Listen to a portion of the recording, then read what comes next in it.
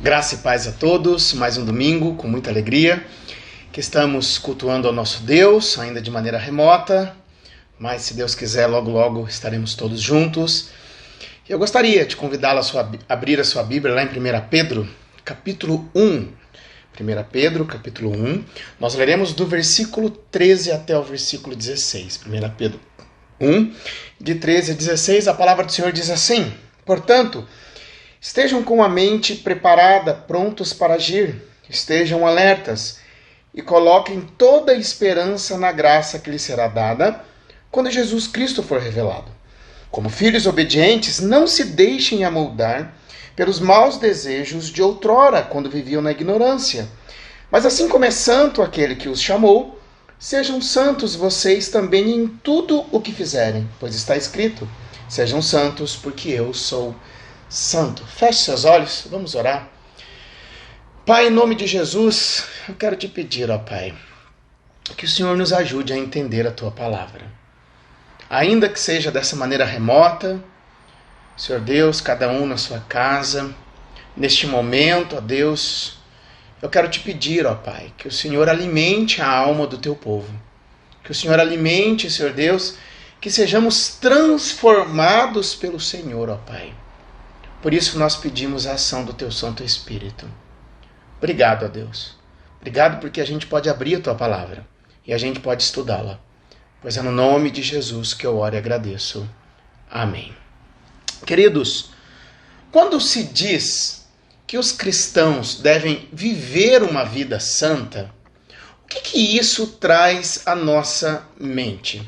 Para muitos, isso ainda é muito confuso. Por exemplo, eu ainda me lembro em que um dia, em um de nossos cultos, entrou um homem com vestes compridas, cabeça raspada, e durante todo o culto ele permaneceu de pé com as mãos como se ele estivesse orando.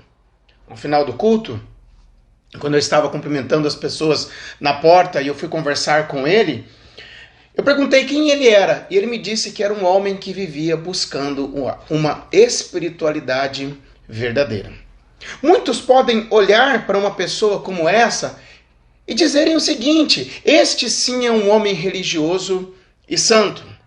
Já para outros, a santidade está naqueles que vivem de maneira isoladas, por exemplo, em mosteiros ou em lugares retirados, homens e mulheres que fazem votos de castidade, pobreza e outras coisas. No mundo evangélico, existem alguns grupos que eles também vivem isolados do mundo, como os Quakers, os Amishes e alguns grupos menonitas. Alguns deles, muitos deles, aliás, não usam força elétrica, eles não têm carros, e até uma coisa simples como botão de camisa, eles também não usam. Para muitos, ser santo ou santidade está ligado também aos santos da igreja, né? Onde nós lemos e aprendemos sobre homens e mulheres que são canonizados e só eles é quem tem o status de santos. Eu creio que esses certamente são conceitos errôneos do que realmente significa viver uma vida santa como cristão. Hoje, nós chegamos na nossa quinta mensagem aqui nesta carta de 1 Pedro. Nós temos visto que o apóstolo, ele procura encorajar os seus leitores que estavam passando por dificuldades, fundamentando-os na gloriosa salvação que foi planejada por Deus antes da fundação do mundo. E Pedro, ele vai ensinar esses cristãos que eles são peregrinos e estrangeiros aqui neste mundo. Ou seja, os cristãos eles estão apenas de passagem aqui neste mundo. Por isso, nós estamos estudando esta carta com o tema Estrangeiros de Malas Prontas. Logo, se os cristãos estão apenas aqui neste mundo de passagem, e aqui eles são peregrinos, como então eles devem se relacionar com este mundo que é hostil?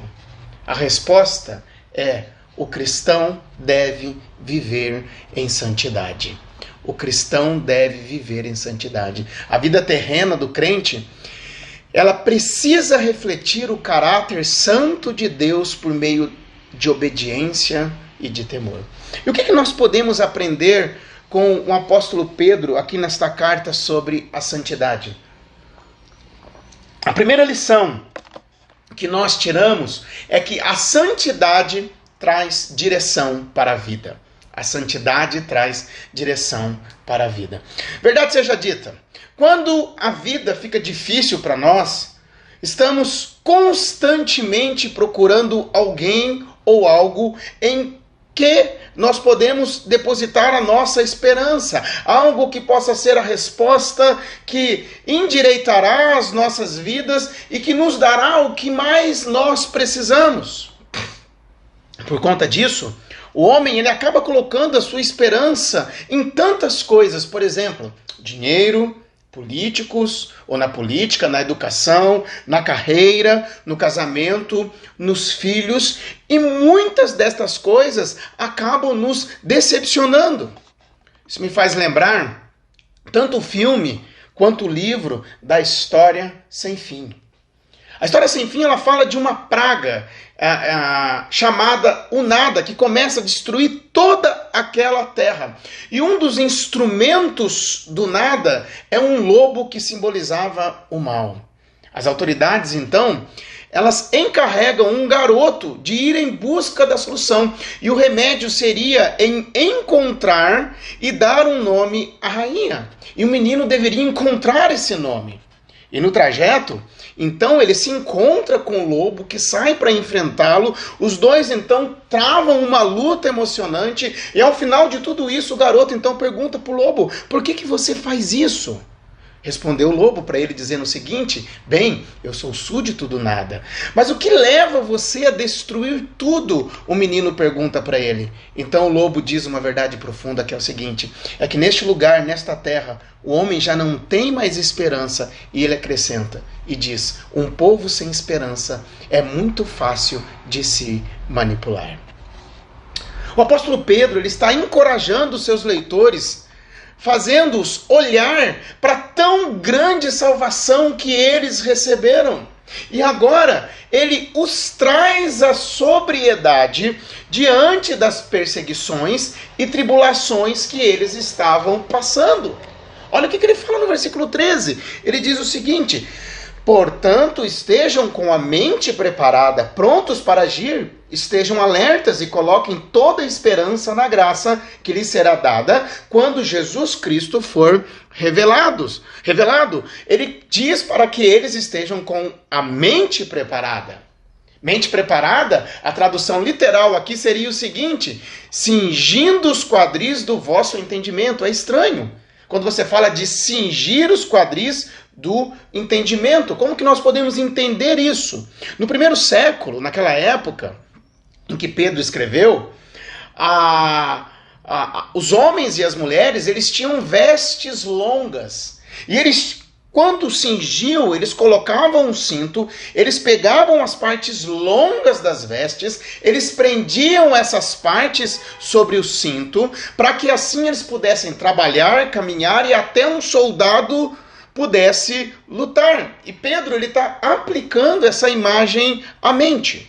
E a ideia aqui é o seguinte: em vista de tudo que foi dito para vocês nos versículos anteriores a respeito desta tão grande salvação, ele está dizendo: estejam mentalmente preparados para o combate na esfera da santidade. Você já parou para pensar que nós agimos conforme as nossas esperanças? Nós agimos conforme as nossas esperanças. Como eu disse aqui, muitos colocam sua esperança no dinheiro, no político, nos estudos, no trabalho, na família, nos filhos, na carreira, em tantas coisas que em si não são erradas, mas coisas que nos trazem decepção.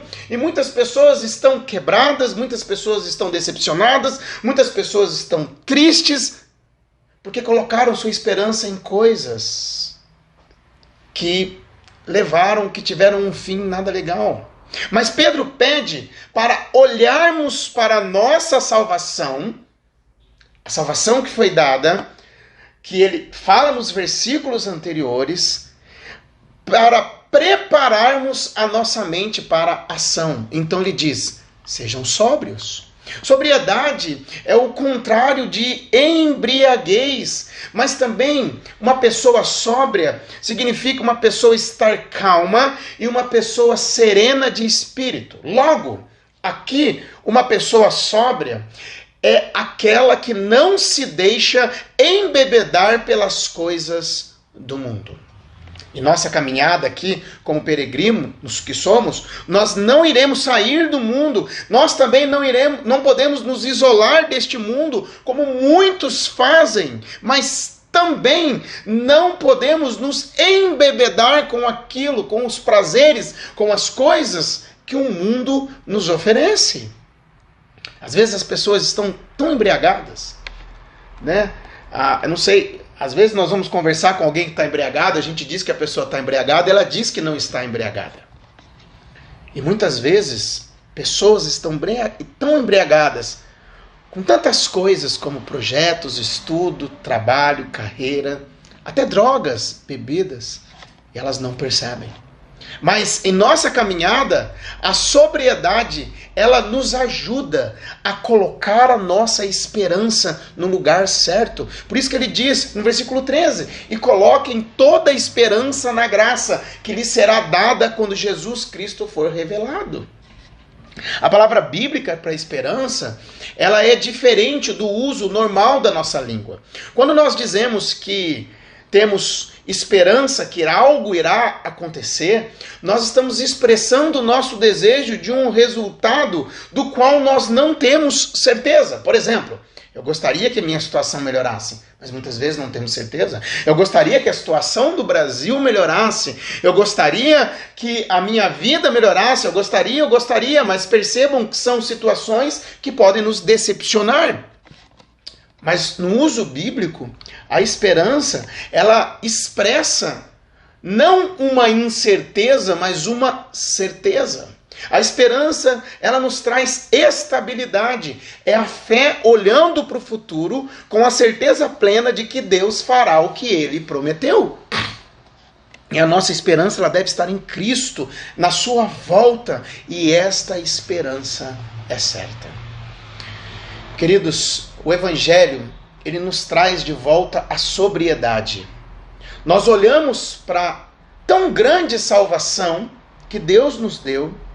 Nós entendemos que neste mundo nós somos peregrinos e que nós estamos aqui caminhando rumo a novos céus e nova terra. Mas aqui nós precisamos estar com a nossa mente preparada. Nós não podemos nos embriagar com o que o mundo nos oferece, são muitas coisas que o mundo nos oferece, e nós devemos colocar a nossa esperança em Cristo e também na sua volta. Por isso, a nossa mente, a mente de muitos, ela pode estar confusa e temerosa.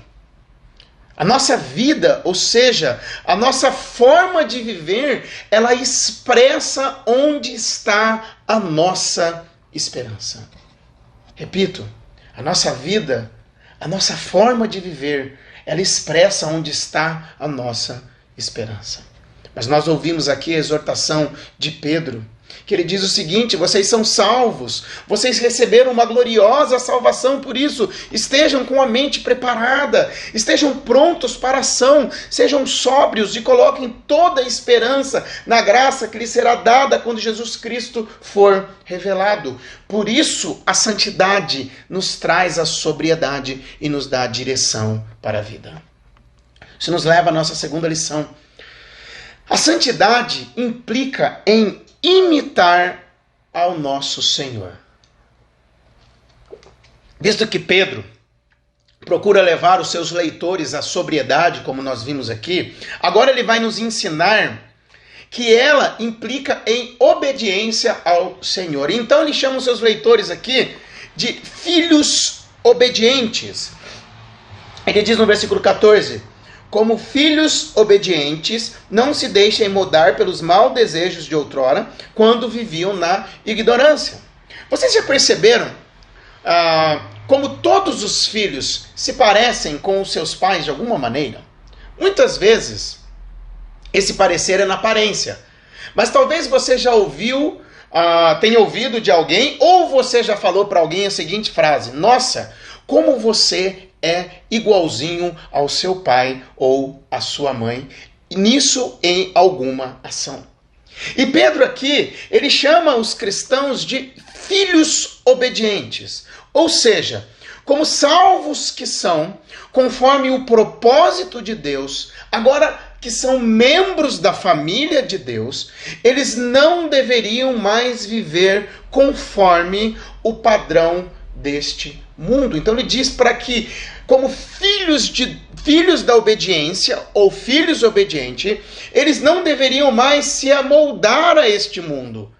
Versículo 14, não se deixem amoldar pelos maus desejos de outrora, quando viviam na ignorância. A palavra amoldar aqui, ela foi usada apenas uma outra vez no Novo Testamento, quando o apóstolo Paulo, lá em Romanos capítulo 12, versículo 2, ele diz: não vos conformeis com este século. E ela significa assumir a forma de alguma coisa a partir do molde. Sabe quando você faz gelatina e você coloca ela numa forma e ela ganha a forma daquela forma? A ideia aqui é bem isso. A ideia é de não moldarmos a nossa vida conforme ela era antes de Cristo. Um modo que também pode ser traduzido aqui para a gente entender é que o não se deixem amoldar, ele também poderia ser traduzido da seguinte maneira: não entrem no esquema. É muito comum nós falarmos a respeito de esquema. Por exemplo, quando alguém diz assim, já está tudo esquematizado, ou cuidado para não entrar no esquema que ele ou ela está fazendo. Ou seja, está dizendo o seguinte, quando diz esquema, dizendo que está tudo arrumado, que já está tudo encaixado. Ou seja, quanto aos cristãos, eles não devem se encaixar ou se amoldar à ética deste mundo, ao estilo de vida que vivia antes da conversão. Mas talvez você diga o seguinte: mas o texto diz a respeito de maus desejos de outrora. Talvez você pense e diga o seguinte: mas eu não tinha maus desejos outrora, como o texto está dizendo, porque por maus parece alguma coisa muito horrível, alguma coisa muito ruim aos nossos olhos. Mas eu gosto de uma outra tradução que ela explica de maneira mais clara. A Bíblia NVT, ela traz da seguinte maneira: quando satisfaziam os próprios desejos e viviam na ignorância. Satisfazer os próprios desejos. E esses próprios desejos pode ser até aquele desejo forte de ignorar a Deus, de viver a sua vida como você quer, fazendo o seu próprio caminho longe de Deus. Aparentemente não precisa ser uma coisa muito ruim, mas é você fortemente viver a sua vida longe de Deus. Pode ser tanto coisas que aparentemente são muito ruins ou coisas que aparentemente não são ruins, mas eu vivo ela a toda e qualquer maneira.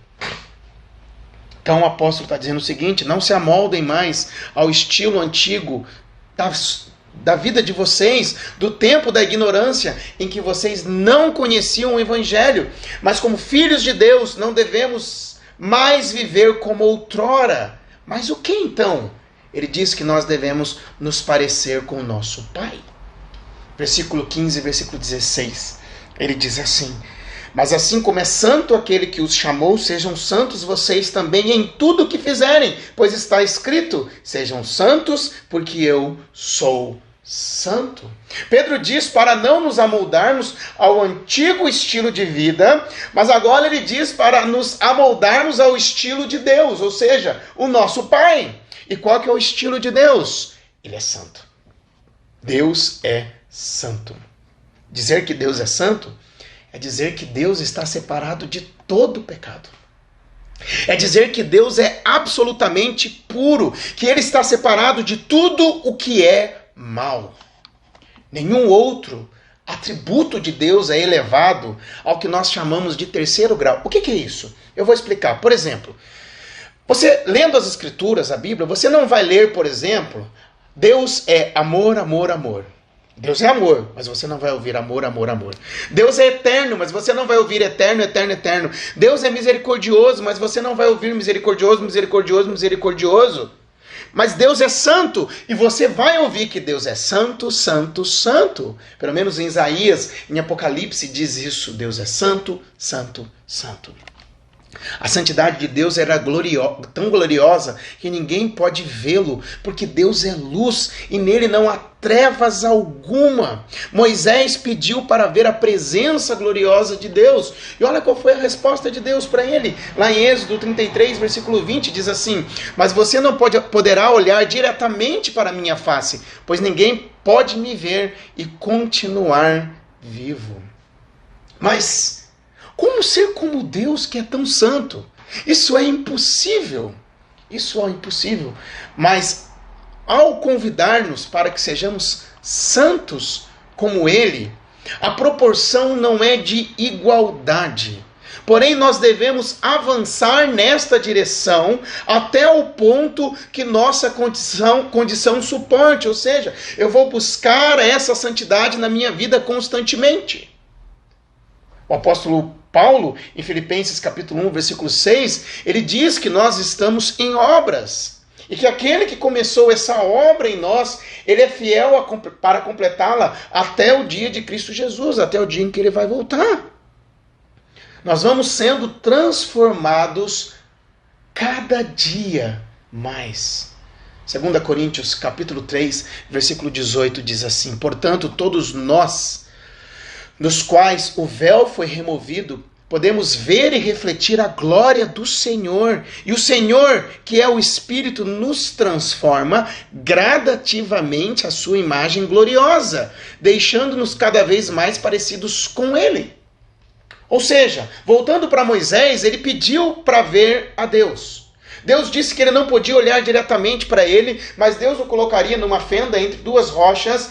Deus iria passar e ele viu Deus de costas. Nós não sabemos o que Moisés viu, mas ele viu o que ele aguentava ver. E Moisés desce do monte. Quando Moisés desce do monte, ele precisou colocar um véu sobre o seu rosto. Por quê? Porque a glória de Deus refletiu em Moisés, e quando a glória de Deus refletiu nele, de tal maneira que o povo não conseguia olhar para a face de Moisés e ele precisou colocar um véu. Só que aquela glória que refletia, aos poucos ela ia diminuindo até que Moisés não precisava mais usar aquele véu. Mas conosco não é assim. Por causa de Cristo, nós vamos sendo transformados, como nós lemos aqui em 2 Coríntios 3,18, nós vamos sendo transformados gradativamente à sua imagem gloriosa. Outra versão diz que nós vamos sendo transformados de glória em glória e cada dia mais vamos sendo parecidos com eles, mas nós não precisamos usar um véu. E sabe o que vai acontecer? As pessoas vão olhar para nós, elas vão falar: puxa, você é diferente. Por quê? Nós não vamos alcançar uma santidade plena aqui na terra, nós não vamos viver sem pecar, porque aquele que diz que não peca, ele mente. Mas nós vamos sendo transformados até o dia em que nós estaremos com Ele. 1 João, capítulo 3, versículo 2, diz assim: amados, agora somos filhos de Deus e ainda não se manifestou o que havemos de ser. Mas sabemos que quando Ele se manifestar, seremos semelhantes a Ele, pois o veremos como Ele é. Então, sabe quando você diz ou ouviu de alguém: nossa, como ele ou ela se parece com o seu pai ou a sua mãe? Será que alguém pode olhar para você e falar o seguinte: nossa, como ele se parece com o seu Pai Celestial? Isso não significa que seremos perfeitos. mas que teremos uma vida diferente, uma vida vivida para a glória de Deus. E essa vida, ela é demonstrada dentro de casa, ela é demonstrada com o nosso cônjuge, com os nossos filhos, com os nossos pais, onde estudamos, no nosso trabalho, no esporte, na rua, em qualquer lugar. Nós somos diferentes porque nós temos que ser santos, assim como Ele é, em tudo. Em tudo. Como eu disse, por nós mesmos, essa santidade, ela é impossível, porque quantas pessoas tentam buscar a santidade e essas pessoas, elas ficam decepcionadas por elas mesmas. Mas por nós é impossível, mas antes de Pedro falar da santidade, ele fala que nós fomos salvos. Primeiro é preciso haver uma transformação interna. Depois, então, nós buscamos essa santidade que Deus requer de nós. E nós vamos sendo transformados de glória em glória, ou seja, aos poucos. Queridos, nós somos peregrinos aqui neste mundo. A nossa pátria, ela está no céu. Mas enquanto nós caminhamos aqui, nós devemos ser filhos obedientes, parecidos com o nosso Pai. E o padrão é a santidade de Deus. A santidade, sim, é algo que nós devemos nos esforçar. Mas ela não será alcançada se nós nos isolarmos do mundo. Ela não será alcançada se nós formos procurá-la nas religiões, buscando uma espiritualidade, ou se nós fizermos votos. Mas a santidade, ela só é possível através de Jesus. Pois Ele veio ao mundo. A palavra diz que Jesus Cristo, nós estávamos perdidos por causa dos nossos pecados. Romanos 3, versículo 23, diz que todos pecaram e carecem da glória de Deus. Todos nós somos pecadores, mas Jesus veio ao mundo e Ele viveu uma vida santa. Olha o que diz Hebreus 4, versículo 15. Pois não temos um sumo sacerdote que não possa compadecer-se das nossas fraquezas, mas sim alguém que, como nós, passou por todo tipo de tentação, porém sem pecado. Jesus foi tentado em tudo, em todas as coisas, mas Ele não pecou. E Ele nos entende, Ele se compadece de nós, o texto aqui diz. Jesus nunca pecou, Ele nasceu sem pecado, Ele viveu uma vida perfeita e Ele foi levado para a cruz. Ele era inocente, mas Ele morre a morte do pecador, porque o salário do pecado é a morte, como está em Romanos 6, 23. 1 Pedro 2, versículo 24 diz assim: Ele mesmo levou em seu corpo os nossos pecados sobre o madeiro, a fim de que morrêssemos para os pecados e vivêssemos para a justiça. Por suas feridas, vocês foram curados. Vejam aqui, Jesus viveu uma vida que nós não conseguiríamos. Ele viveu uma vida que nós não conseguiríamos e na cruz Ele leva os nossos pecados. Então, quando, pela fé, uma pessoa se entrega para Jesus, ela confessa Jesus como seu Salvador, o que acontece na sua vida? Aquela vida que Jesus viveu, ela é colocada em nós e os nossos pecados, eles são colocados sobre Cristo. Ou seja, quando uma pessoa faz isso, ela passa a ser justa diante de Deus. Romanos 5, versículo 1 diz assim: Tendo sido, pois, justificados pela fé, temos paz com Deus por nosso Senhor Jesus Cristo. Então, santificação, ela começa com Cristo.